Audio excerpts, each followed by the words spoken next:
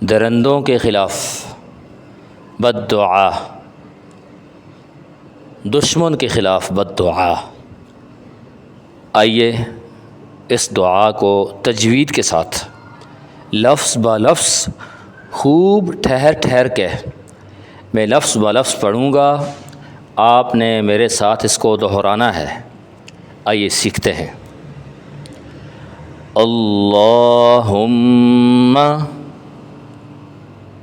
منزل الکتاب و مجری السحاب و ہازم الاحزاب اہزمہم وانصرنا علیہم۔ رسول اللہ صلی اللہ علیہ وسلم نے کفار کے لشکروں کے خلاف یہ دعا فرمائی تھی۔